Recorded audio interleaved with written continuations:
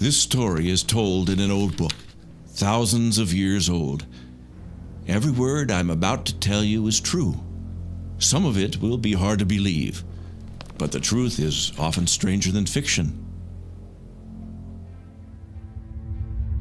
In the beginning, before the first man was created, before the earth, the sun, the stars, even before light and time were created, there was God.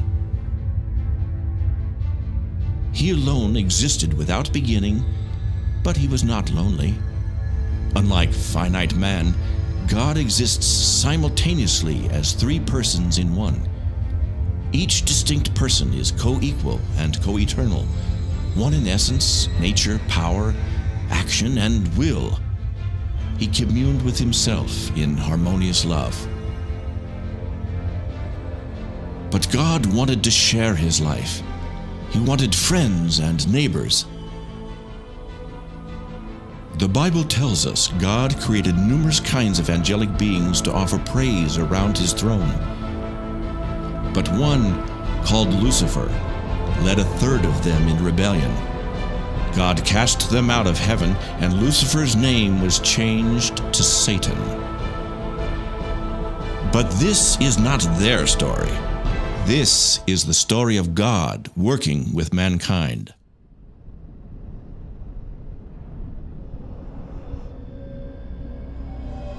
In the beginning, God created the heaven and the earth.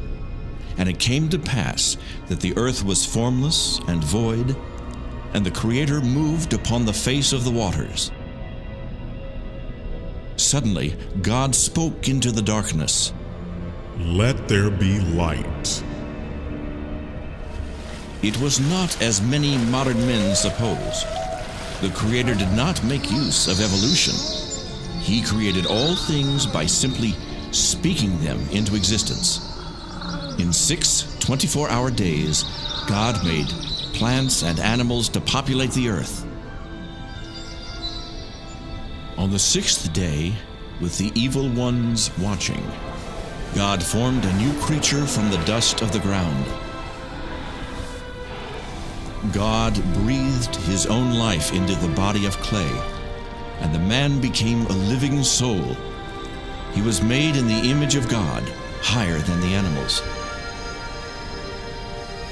God called the new creature man and gave him the name Adam. God looked at all his creation and said, "It is very good." Every day God talked with Adam, and life was wonderful. God brought all the animals before Adam so he could give each one a name. As the animals passed, Adam came to realize that he did not have a mate like they did. And God said, "I will make a mate to help Adam." God caused Adam to experience a deep sleep, and then took a rib from his side. With the rib, God fashioned a beautiful woman to be Adam's loving helper. God woke Adam and brought the woman to him. He told them to have children and replenish the earth, and Adam called his beautiful new wife Eve. They were both naked, but, like children, they were not aware of it. "She is bone of my bone and flesh of my flesh." Satan, the evil one, watched.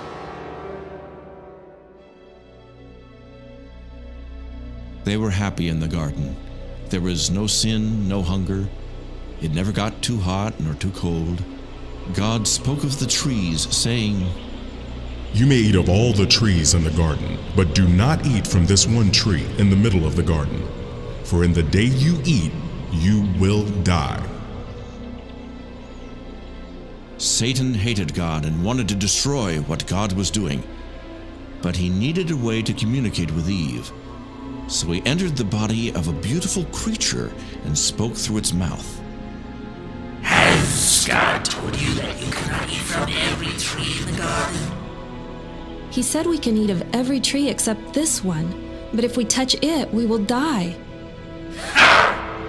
You will not die. You'll be like the gods when you eat. You'll be enlightened as we are, and you will know all about good and evil.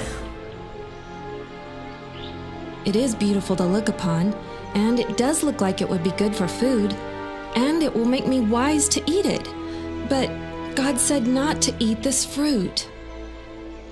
Eve did not know what good and evil were. Eve disobeyed God and ate the fruit. Too late, Eve realized that she had been deceived. It caused her to know good and evil, but the evil took control. Eve took the fruit to her husband and talked him into eating it. See, I didn't die. Eat and it will make you wise also. They were enlightened and were ashamed of their nakedness. He will kill you now. Look what he did to me. What have we done? We disobeyed God. He will be coming soon. We must cover our nakedness. Adam, where are you? I heard your voice, and I was afraid because I was naked. Who told you that you were naked? Did you disobey me and eat of the forbidden fruit? The woman you gave me made me do it. The serpent deceived me. He told me I wouldn't die and that I would be like you. But I'm not like you. I feel awful.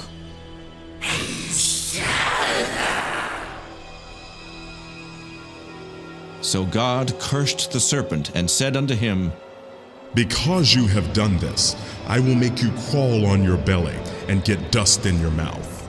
I will make your seed and the woman's child to be enemies. Your seed will bruise the heel of the woman's child, but he will bruise your head. Here is the promise of a future battle. A time will come when the woman's seed will defeat Satan.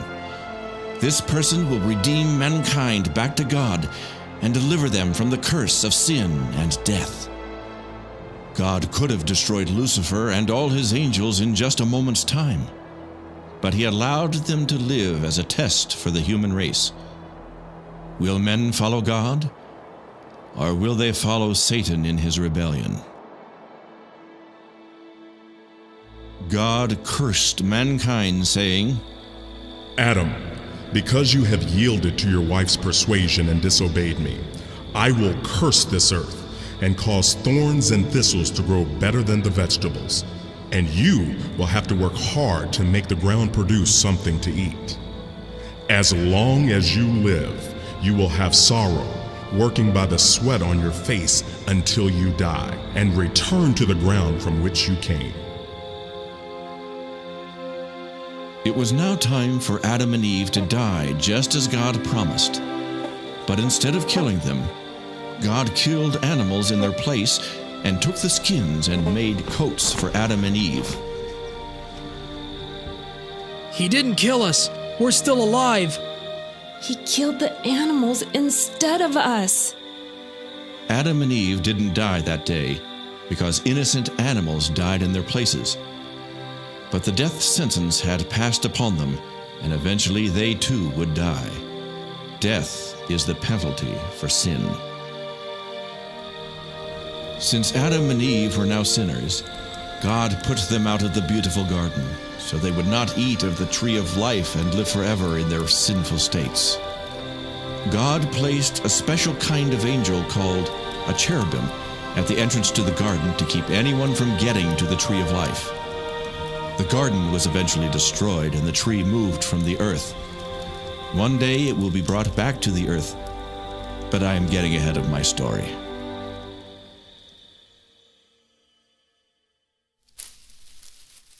Adam and Eve had many children. Later, their sons and daughters would marry each other and have children of their own. Their first son, Cain, grew vegetables and fruit. Their second son, Abel, raised animals. Could it be that one of them would be the promised son who would destroy Satan? Cain and Abel knew about God and the events in the garden. But God no longer walked and talked with humanity. Adam and all his descendants were separated from God by Adam's disobedience. Life was hard without God. There came a day when the two sons decided to worship God. Their father had told them of God killing the animals in the garden, so by faith Abel slew an animal and offered it to God. "O God, I am a sinful man. I kill this lamb and offer it to you in the place of my own death." Cain made an offering of the best he had, but it was not a blood sacrifice.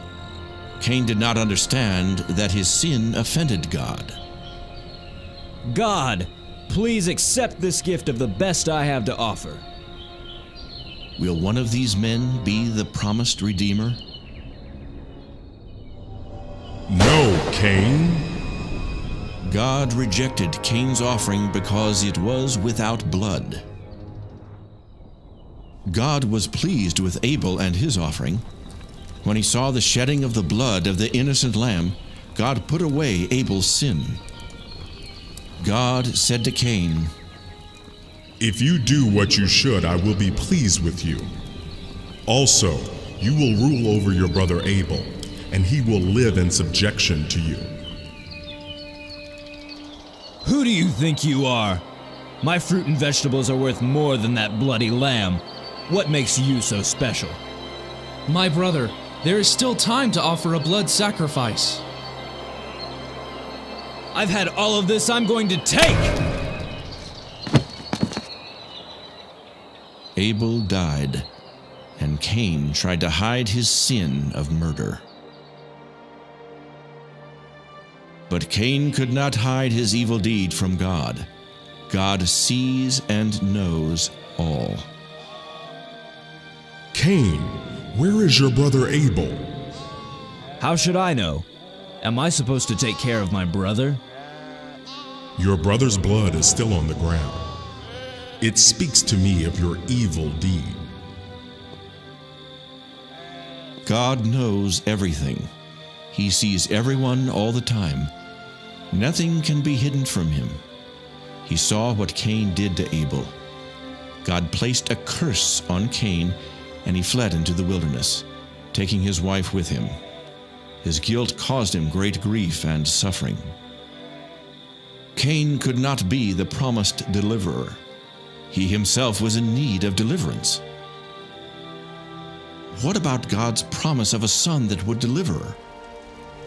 Adam and Eve had another son and called him Seth. Many more sons and daughters were born unto them. When man was first created, mutant genes that caused deformities through inbreeding had not yet developed. But later, when it became a problem, God commanded that close relatives should not marry. God has given me another boy to take the place of the one that Cain killed. Seth had a son, and his son had a son, and many more sons were born. But still none came forth to remove the curse of sin and destroy death. Soon the earth was populated with many cities, villages, and farms. With each new generation, as the people increased, sin increased. The people committed sexual sins and were violent. Every thought was sinful. No one lived righteously. Adam had committed one sin. The people now committed many sins. God said, I regret I made man on the earth. I will destroy everything that is alive on the earth. 9 generations, 1,400 years, had now passed, and the world was filled with sin. Men made slaves of their fellow men. Will God ever have a family to love him and walk in obedience?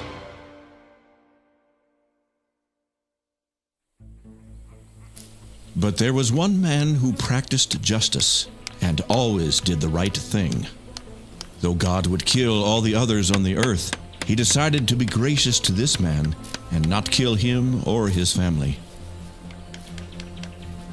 Noah, I am going to send a great flood of water upon all of the earth. Everything that has breath will die. In order to save yourself, your family, and the animals, you will build a big boat. Take with you on the boat 1 pair of every animal upon the face of the earth. You will take 7 of all that are permissible to eat. I will tell you how to build the boat and what you will need to bring to prepare for the flood. Could Noah be the promised child, the one to destroy the works of Satan? Will he obey God, or will he too fail? God told Noah how big the boat must be to hold every air-breathing creature on the earth, along with the food they would eat. It made Noah sad to think of everyone perishing in the coming flood. So at every chance, he warned them to stop sinning. I am telling you one last time, God is going to destroy the world with a great flood. You must believe me and join me on the boat. Why would a loving God destroy his children?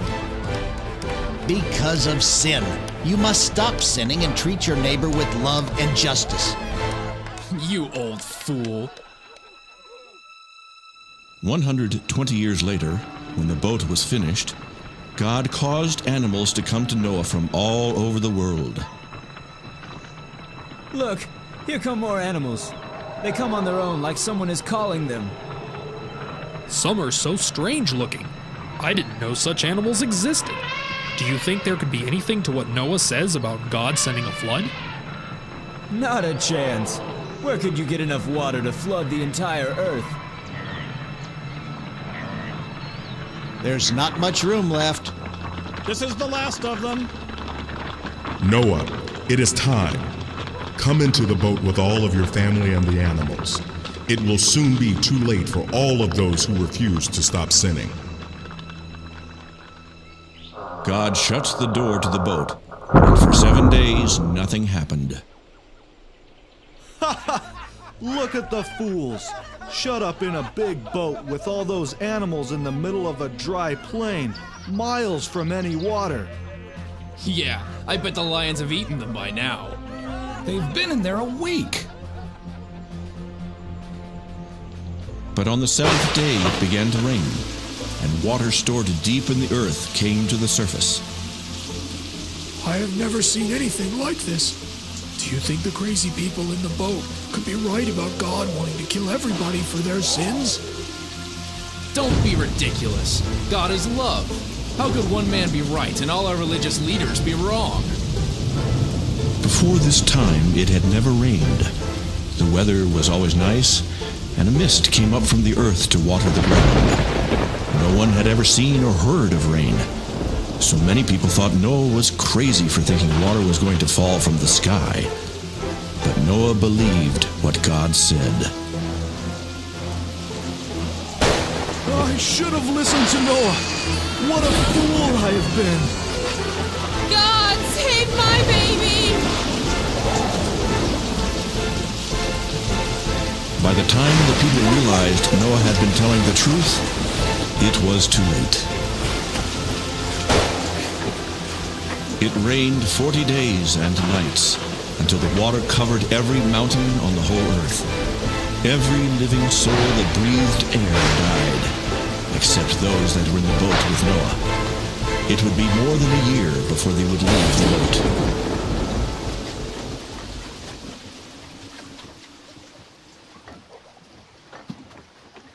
I'll be glad when the water goes down and we can leave this boat.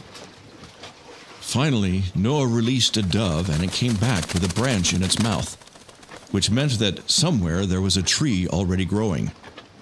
Later, he again released it, and that time it did not come back, which meant it had found a good place to live. Before long, the boat settled on a mountaintop called Ararat. Everyone came out to a new world, a world without sin. Noah built an altar and offered animal sacrifices to God. Though Noah was a just man, there was still sin in his heart. These blood sacrifices were offered to God in substitution for the lives of Noah and all his family. The animals represented the 8 who should have died in the flood, but were spared by the grace of God. It was something like what God did in the garden when he killed animals to make coverings for Adam and Eve. I will give you a rainbow in the sky as a reminder that I will never again destroy the earth with water. You should have many children and scatter out to repopulate the whole earth.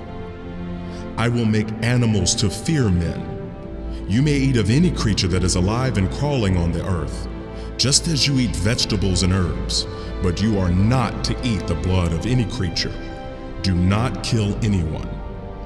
If someone is found to be guilty of killing another, then he is to be killed by other men. If a man sheds the blood of another man, then other men should shed his blood to pay for his crime, because the life is in the blood. Noah became a farmer and planted grapes. The new world was lonely with just 4 families, but soon his sons were having children of their own. Noah discovered that by putting fruit in a container and leaving it for a few weeks, it made an alcoholic drink that caused him to feel funny. Noah got to liking the drink so much that at times he couldn't work. He would just fall down unconscious. It made him do things that displeased God. One day, Noah got so drunk that he made himself naked and then passed out. His son, Ham, looked on his father's shame and found pleasure in it. He told his brothers in a mocking tone what he had seen. When Noah awoke, his sons told him what Ham had done. Your son, Canaan, and all his descendants will be the servants of the descendants of your brother Shem. Many years later, this prophecy came true. The Canaanites occupied Palestine and ended up in servitude to the Jews. Noah and his family found grace in the eyes of God. God killed every one except those 8 people. In time, Japheth went west and north to settle and repopulate. Shem went east and settled in Asia. Ham went south and settled in Africa and southern Asia. The descendants of his son, Canaan, settled in what is now called Palestine. And so the world was repopulated. Noah's son, Ham, had a son named Cush, and then Cush had a son named Nimrod. Nimrod grew up to be a mighty hunter and was well known throughout the whole earth. He refused to obey God and started his own false religion in a place called Babylon. The people of Babylon did not want to scatter out and repopulate the earth as God had commanded. So they got together and built a great and high tower as a center of worship. But it was not their creator they worshipped. Satan led them to create their own gods out of wood, stone, and metal. God was angry at their refusal to scatter over the earth, so he caused the people to speak many different languages.